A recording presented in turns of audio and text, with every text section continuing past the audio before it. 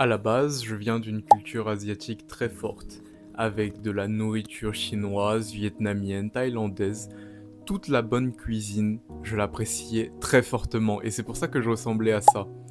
Et pourtant, peut-être que ce n'était pas ça le seul problème, peut-être que c'était l'abus aussi qui était mis à l'intérieur de tout ça. C'était l'abus de nourriture qui était ingéré par ma bouche. J'enchaînais les mauvaises habitudes, c'est-à-dire qu'il n'y en avait pas une que j'avais l'impression que je pouvais laisser comme ça. À part peut-être l'alcool, la cigarette, les drogues, tout ça, puisque j'étais encore qu'un préadolescent. Mais ici, je vais parler de junk food, je parle de ne pas réviser, je parle de faire du binge eating et je parle aussi de l'addiction aux écrans. On peut penser que toutes ces mauvaises habitudes, si on les arrête, tout devient parfait, mais en fait non.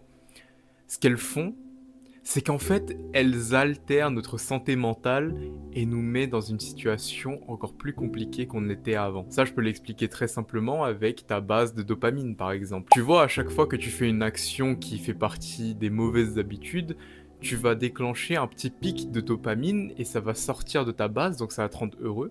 Le problème, c'est que une fois que tu as réalisé ça, en fait, tu vas en dessous de ta base de dopamine.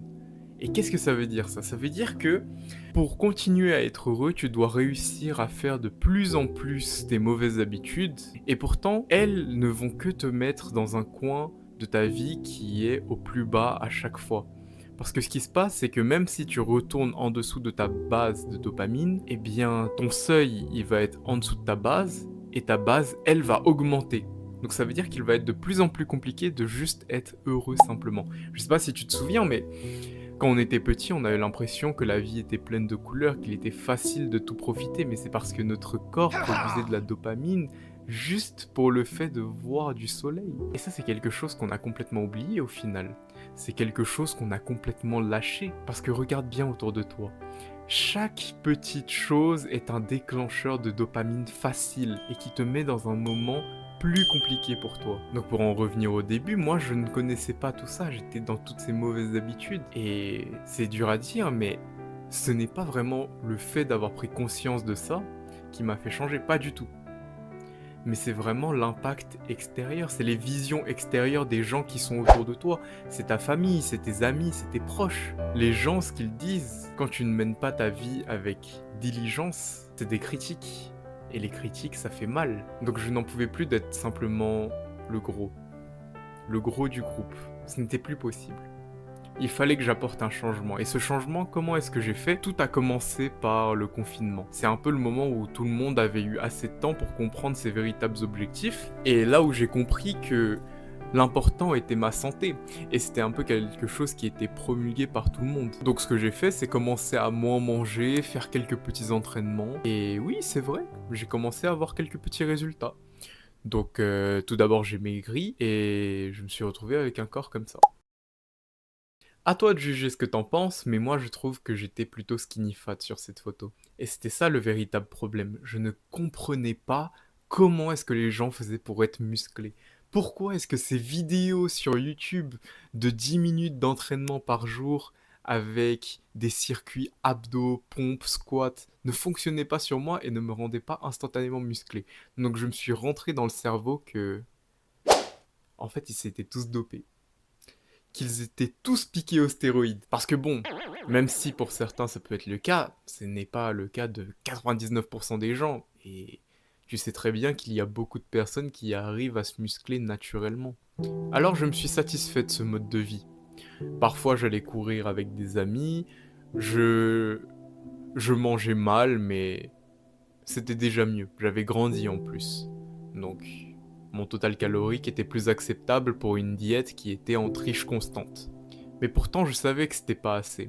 Je savais que quand je regardais dans le miroir, je n'avais pas l'impression d'avoir un corps qui me plaisait complètement, qui n'était pas esthétique, comme on le dit, qui ne pouvait pas vraiment plaire à la jante féminine, même si je peux me permettre. C'est donc devenu une obsession pour moi. Une véritable obsession, le fait de devenir beau, attirant, quoi que tu veuilles.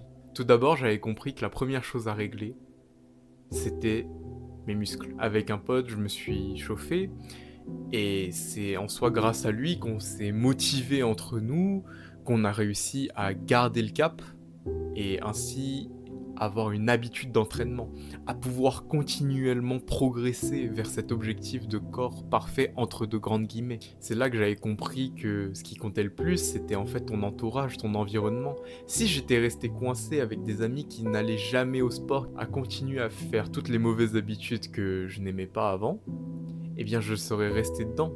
J'aurais été assez confortable pour ne jamais sortir de cette zone de confort, comme on le dit. C'est pour ça que j'ai compris que c'était vraiment l'entourage, ton environnement qui allait façonner complètement ce que tu allais pouvoir faire de ta vie. C'est là que la phrase « tu es la moyenne des 5 personnes qui t'entourent » faisait le plus de sens. C'est là que j'ai compris l'impact d'une bonne communauté. Et à force d'efforts ensemble, c'est à ce corps-là que je suis arrivé. C'est là que j'ai compris qu'il y avait toujours du progrès, ce n'était pas juste un simple but. Ce n'est pas parce que j'étais juste arrivé à un corps que j'aimais énormément qu'il fallait s'arrêter là, qu'il ne fallait plus progresser. Bien sûr, il ne faut pas rester dans cette constante comparaison où on va justement se dire que jamais rien n'est assez. Non. Il faut savoir reconnaître ce qu'on a, être heureux, avoir de la reconnaissance, mais toujours vouloir progresser pour avoir plus.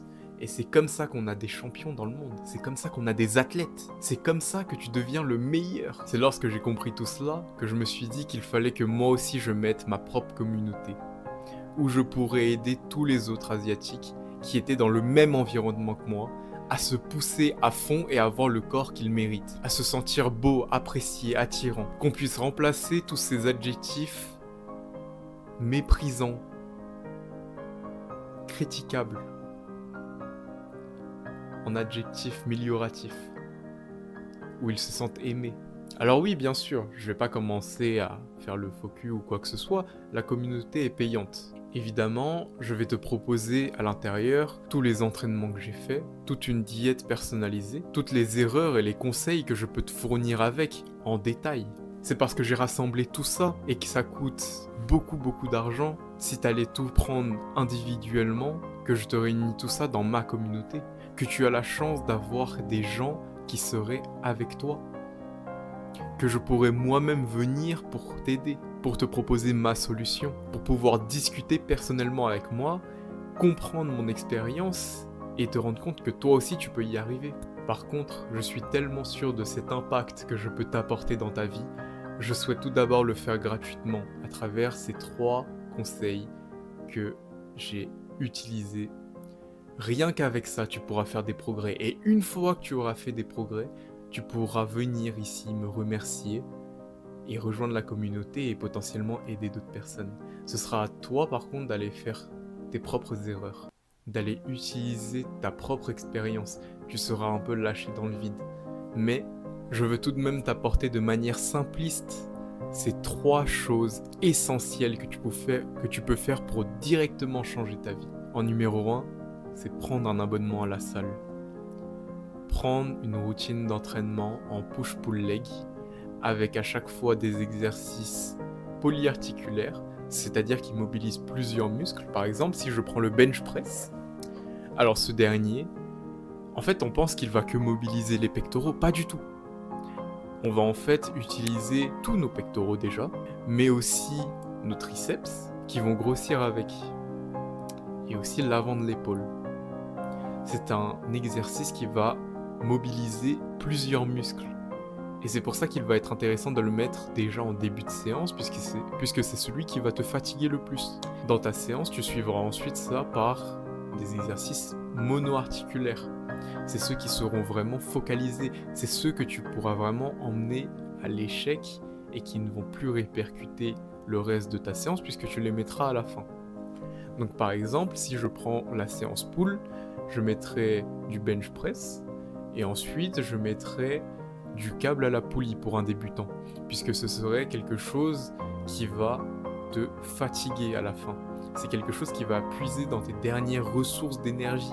Si tu faisais la poulie avant, tu fatiguerais tes pecs, donc tu n'aurais plus autant de force sur le bench press et tu aurais moins de puissance.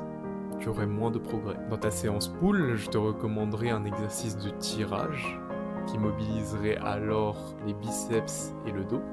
Ça peut être du tirage horizontal, vertical ou les tractions si tu arrives à en faire. Pour l'exercice mono-articulaire, je te recommande une variante à une main d'un tirage pour vraiment se focaliser sur ton dos. Enfin, pour la journée jambes, je te recommande une variation du squat et ensuite de travailler un muscle en particulier que tu veux voir grossir.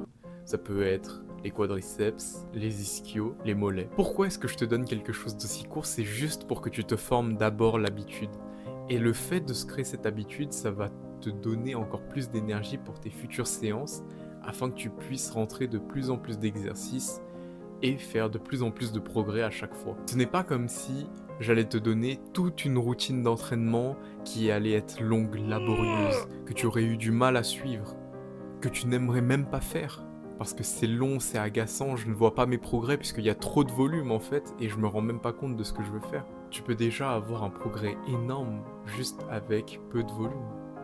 Ça c'est aussi une mentalité qui est abordée par le youtubeur américain KinoBody, qui lui promouvoit les 3 entraînements par semaine seulement et il atteint un corps comme ça. Le truc c'est qu'il faut toujours progresser dans ces entraînements pour pouvoir voir de véritables résultats. Là ce que je te propose c'est quelque chose d'adapté à toi en tant que débutant pour pouvoir faire un maximum de progrès déjà. Et évidemment cela prendrait une toute autre vidéo pour raconter tout ce qui concernerait les évolutions, etc. Chose que bien sûr tu pourrais retrouver dans ma communauté où tu serais guidé pas à pas avec d'autres personnes qui seraient exactement comme toi, avec qui tu pourrais t'entraîner même. Ensuite, en numéro 2, pour la diète, pour faire simple et que tu le retiennes simplement, il faut que tu te concentres sur un régime riche en protéines. Déjà, les protéines, ça va être très bon pour récupérer pour tes muscles et en plus, elles vont être très utiles lorsque tu vas être en sèche. Il faut savoir que les protéines, elles utilisent des calories pour être brûlées. C'est-à-dire que lorsque tu consommes 100 grammes de protéines, il y aura une partie qui sera brûlée pour justement que ton corps les intègre. Alors qu'il en faut moins pour des calories qui viennent de glucides par exemple. Donc au final, une diète avec 3000 calories dont l'une est composée de beaucoup plus de protéines, celle composée de beaucoup plus de protéines permettra de sécher plus. La protéine c'est excellent aussi puisque ça te permet en plus d'être calé. Ça te permet de baisser tes pics d'insuline. Et ces pics d'insuline, qu'est-ce que c'est? C'est comme si je te disais qu'à chaque fois que tu mangeais des glucides comme de la pomme de terre, du riz, du pain, tu as l'impression d'être calé mais en fait, il y a comme une petite hormone dans ton corps qui se déclenche et qui dit que ok, je lui donnais encore plus faim après. Donc il va avoir encore plus envie de manger ensuite. Donc tu manges encore plus de riz, encore plus de frites, encore plus de pain. Et ton corps s'affole et tu deviens de plus en plus énorme parce que t'as trop envie de manger en fait. Enfin le dernier conseil, ça va être de prendre soin de son sommeil. Alors, ça va être compliqué de lâcher LOL, Valo, les jeux vidéo auxquels tu joues. Mais il faut que tu détermines une heure où tu vas lâcher les écrans, où tu vas te préparer pour le soir, où tu vas préparer ton cycle circadien à aller s'endormir pour ensuite pouvoir te reposer et te retrouver le lendemain frais, avec une bonne récupération musculaire et prêt à affronter un nouvel entraînement. J'espère que cette vidéo t'a plu, si c'est le cas n'hésite pas à liker, à t'abonner pour le référencement. Je t'invite à me dire dans les commentaires qu'est-ce qu'il y aurait comme autre vidéo que tu aimerais voir, comme valeur que je pourrais t'apporter. N'hésite pas à jeter un œil à ma communauté. Et je te dis à très bientôt.